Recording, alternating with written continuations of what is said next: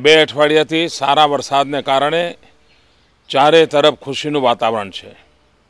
ખેડૂતોમાં સવિશેષ ખુશીનું વાતાવરણ છે, પરંતુ તેમ છતાંય શરૂઆતમાં વરસાદ મોડો આવવાના કારણે ખેડૂતોને પહેલા પાકમાં જરૂર નુકસાન થયું છે। સરકારે પૂરતી મદદ કરવાનો પ્રયાસ કર્યો છે અને એના જ ભાગરૂપે આજે એક મહત્વપૂર્ણ જાહેરાત પણ કરવાનો સરકારે નિર્ણય કર્યો છે।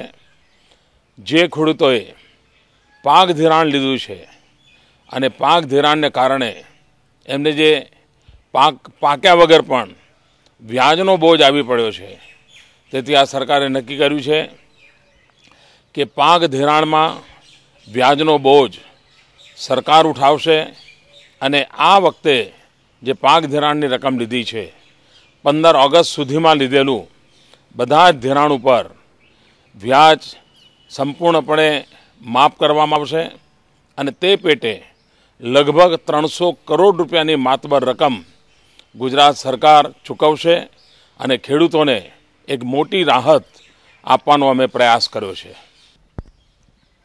જેમ પાક ધિરાણમાં ખેડૂતને મદદની આવશ્યકતા છે, એ જ રીતે ખેડૂતને વીજળી બિલમાં પણ આમ તો સામાન્ય રીતે ગુજરાતના ખેડૂતોને વીજળી બિલમાં 3000 કરોડ રૂપિયાની સબસિડી આ ગુજરાત સરકારની તિજોરીમાંથી જાય છે, પરંતુ આ વખતે આ વિશેષ પરિસ્થિતિ હોવાના કારણે સરકારે નક્કી કર્યું છે કે આ વખતે વીજ બિલમાં 50% માફી આપવી, વીજ બિલ અડધો અડધ કરી નાખવું। આના કારણે પણ સરકારની ઉપર અરબો ખરબો રૂપિયાનો બોજ આવવાનો છે, પરંતુ ગુજરાતના ખેડૂતોને માટે આ અરબો ખરબો રૂપિયાનું બોજ સહન કરીને પણ એમને વીજળી બિલમાં અડધે અડધી માફી આપવાનું નક્કી કર્યું છે।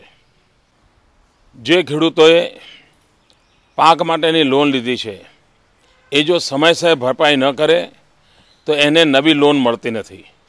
આ સંજોગોમાં મારી ભારત સરકારને વિનંતી છે કે ગુજરાતના ખેડૂતને વરસાદના વિલંબને કારણે નુકસાન થયું છે, એના માટે આ રકમ ભરપાઈ કરવી આજે શક્ય નથી।